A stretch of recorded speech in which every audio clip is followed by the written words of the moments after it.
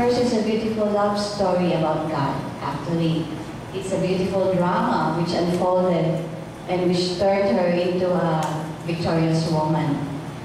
I have the honor, my dear brothers and sisters, to introduce our guest speaker for today. Please help me welcome our special guest, Miss Raisa Laurel. And then I was praying God, God, ganun po bang will niya sa akin?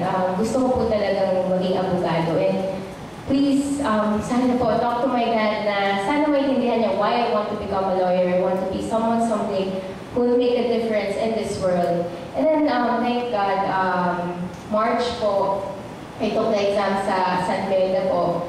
And then, nakapasa ako. So, sabi ko, God, ito na ba yun? Ito na ba po yung opportunity?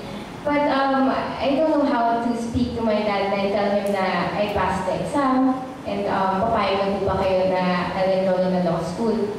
So, sobrang matinding prayer po yun. Sobrang nag-ano po ako, quiet time po ako everyday. And eventually, nasabi ko sa dad ko na pwede na po ba ako mag-enroll sa law school. And then he said, sige, okay na yan, ano yan, ayusin mo na lang yung ano. And then, nandun po ako, enrollment day. Hindi ko alam kung pupunta pa yung dad ko. Sabi ko po, payment po this day, deadline. So, by faith, sabi ko, sige, magtutuloy ito. So, I went to San Beda, I enrolled. And nandun po ako sa cashier. I was waiting for my dad. I told my dad, malapit na po ako sa cashier. Sabi niya, sige, pupunta ako, malapit na ako. Tapos yun na, sakto, 2 persons before, din sa cashier, dumating yung dad ko. And then, sobrang naiyak ko kasi nung nandun na sa cashier, siya yung nag-swipe ng credit card. So, first, sabi ko, wow, answered prayer. And then, hindi lang din po doon nag-stop yung struggle ko as a law student, as someone who's helping out manage a family business. Siyempre, okay po, pumayag yung dad ko for me to study law, but I have to help him manage the business. So, syempre, hindi niya rin naiintindihan na being a law student demands time. Alam niyo dito to na kasi your daughter is also studying law. Nahirapan po ako and I was praying to God na God sana maintindihan ng parents ko yung situation ko that I want to become a lawyer. So, ayun po, I transferred to San Sebastian in second year. That was 2010. Kasi po, yun nga, I was managing the business and we also opened the business na nakapangalan sa akin. So, yun po, okay po ako din sa San Sebastian. Sobrang masaya po ako. Yung schedule po, swak, I can help my dad manage the business. At the same time, I can study po at night kasi evening classes ko sa San Sebastian. So, yun po, nag-get ko na po yung nandun na po yung nakapag-adjust na po ako. And then, September 26, 2010 came.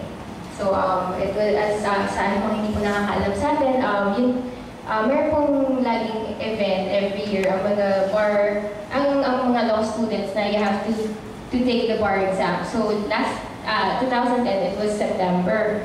So, yung last day po ng bar exam was September 26. Pag ganung araw po, last Sunday yun ng bar, magulo po yun at masaya. So, nasa kalye po kami, nasa Taft Avenue kami. Para po siyang malaking fiesta na nandun lahat ng law students, nag-cheer sila para sa mga kaibigan nila na nag-take ng bar exam. And syempre, to support na rin po. And also, fellowship din po with fellow law students. So, nandun po ako. Before that day, kasi parang uneasy na po ako. And I texted my parents, sabi ko, Mommy and Papa, tutulong po ako mag-manage the business, pero I have to leave at 10 a.m. Kasi I have to focus po on school and I want to excel. And I really want to become a lawyer. So, out of nowhere po, yun, the next yun. So, feeling ko nga na weirdo yung nanay ko tsaka tatay ko. Kasi, yun yung next ko. So, if ever po pala kinuha ko ni Lord, that was the last time. I mean, yung last message ko po sa kanila, that text message. So there, I went to Taft Avenue. And then, I was with my friends. And pumasaya kami. And then, all of a sudden, I found myself na po na po ako sa floor. Kasi, hindi ko po alam, in the blink of an eye, nasa floor na po ako. Pero totoo po yung scene na yung scene po na napapanood natin sa movies na pag may sumabog na granada, nagsusunod ganun din po yung naramdaman ko. So, yun po, nasa floor po ako. And then, nakita ko po yung mga paa ko. Sobrang mangled po talaga. And then, at that time, syempre, I was really shocked, but I have a vision from God. I was entering a courtroom in a wheelchair, and puro white po yung background. So, sabi ko, God, ano to, hindi na ako makakalakad. Pero okay na, at least lawyer pa rin. So, yun yung sinabi ko sa sarili ko. Then, I was praying to God kasi hindi ko na po kaya matiis yung pain. Sobrang lahat na po nanaramdaman yung pain kasi I was deeply wounded yung dito po, medyo parang scoop po ng ice. Yung kumbaga natamaan po yung mga veins na talagang maybe I can die po because of blood loss. So on the way to PGH, di po ako dinala sa van. I was singing praises to God and I was really praying to Him. Kasi sabi ko nga rin po sa isang conference na nag-speak po ako, what if that was the last time that you will that was the last time mo dito sa mundo. So, what would you do? So, ako, at least, ang ginawa ko po was to worship God and to thank Him for my life. So, yun po, dumating na po ako sa ER. Ano na po? So, and I know na yung mga interns, yung mga nurses doon, they think na hindi ko na mas-survive it kasi they saw me how injured I am. So, nung time lang po na yun, I was praying to God. Yan lang po talaga yung ginagawa ko. And kumakanta pa po ako ng worship songs such as How Great is Our God, ganun po. And then, yun po, yung struggle ko po, nag-x-ray pa. I saw my parents, I saw their faces. Sobrang nag-crush po sa akin, pero ang focus ko doon, God, I have to fight for my life.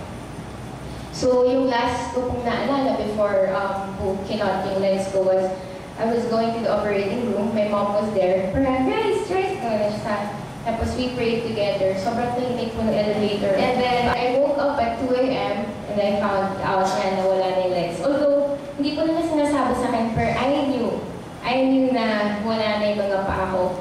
Kasi nga po, maybe po si God, prepare niya po ako emotionally, spiritually, mentally na to accept the fact na baka I can't walk again. So, yun po, after that, nasa room na po ako. Sobrang daming blessings po yung dumating sa akin. Hindi ko po mapinang, sobrang dami din pong taong bumisita sa akin. And of course, yung support po ng family ko. Just to share din po, nasa ICU ako. Na-intubate po ako. So, I guess, sabi ko, bakit na-intubate? Ako yung pagsalita. Madaldal po talaga ako. So, humingi ako ng paper. Gumagano ako. So, kung may bumibisita sa akin, talagang dinadaldal ko. Kahit di ba, naka-intubate ka, puro suro. Nagsusulat lang po ako, ganyan. And then, nalaman, si Pinoy daw, dami tayo si Pinoy. Ha? Ba't po ito si Pinoy? Ano ba nangyari sa akin? So, nakakagulis na daw, naglilinis na ko. Ha? Pinoy? Ko presidente ba ito? Tapos, dumating ko, wow, bakit ka nandito? So, yun po yung start, that is the start. And yun din po yung first day ko na po sa ICU, in-interview pala yung dad ko ni Julius Babaw. Tapos, sinundan pala po yung dad ko papunta ng ICU. Hindi po alam na dad ko. Tapos, ang pagtingin ko, sabi ko, may camera. So, ito si Julius Babaw. Uy, Julius Babaw, hi! Everything started there po na, sabi ko, TV, don't bakit ganun, sabi ko.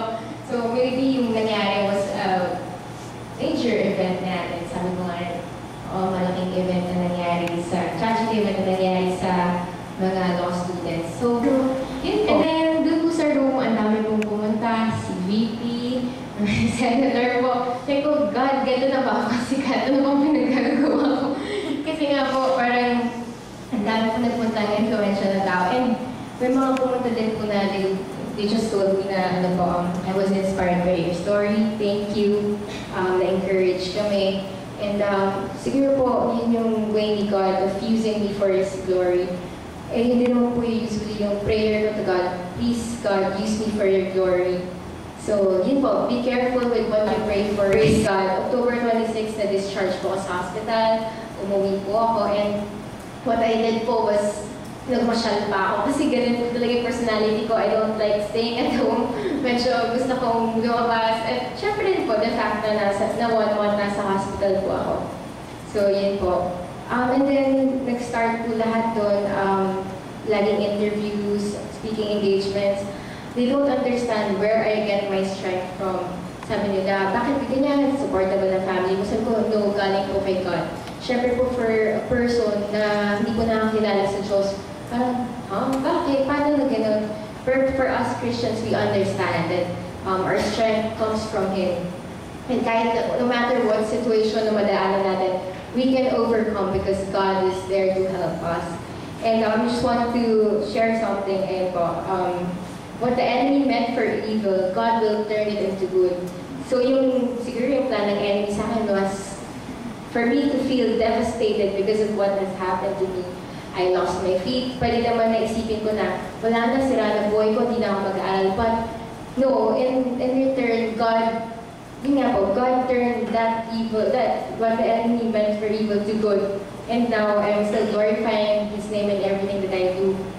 And I'm very thankful to God with all the blessings na binigay niya sa akin, may scholarship ko, and yung din po the fact that I'm invited here, sharing my story, and ako po yung instrument ni God, maybe to inspire you, and whatever po na pinagdadaanan natin situation, kaya po natin overcome yun. O kaya po finances lang yan, or relationships with the family, or sa trabaho, kaya po natin. And yung iba sa atin, like sa youth, mga love life lang, kaya nyo yan. Kasi si God, may purpose bakit lahat nangyayari. And yun sa akin nga, siguro kaya nangyari ito, I lost my feet, because God has greater plans for me than I have for myself.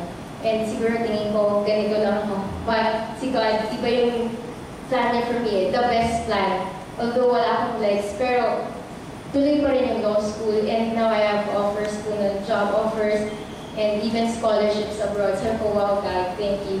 Before, I don't know how it would be possible, but with God, everything's possible. So we should not doubt His plan for us and just continue to trust His plan for us. So yeah, good morning po. Thank you.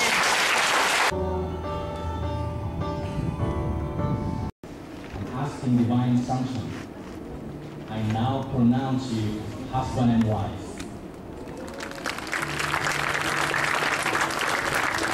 You are now married in the eyes of God and men. Congratulations. Can we just give them another round of applause, please?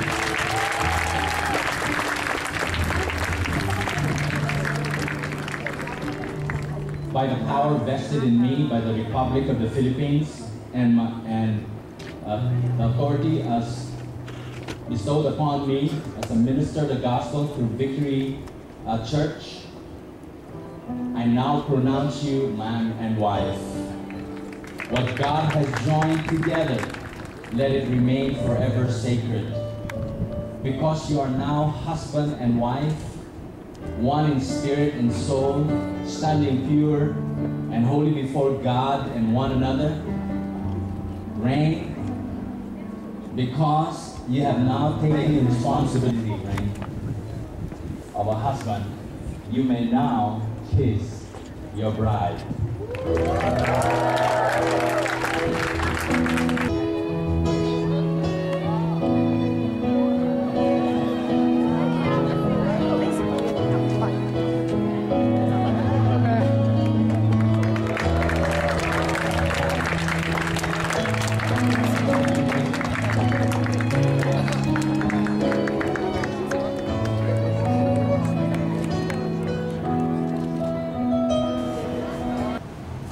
Nawalan man siya ng paa, ay binigyan pa rin niya ng papuri ng Diyos.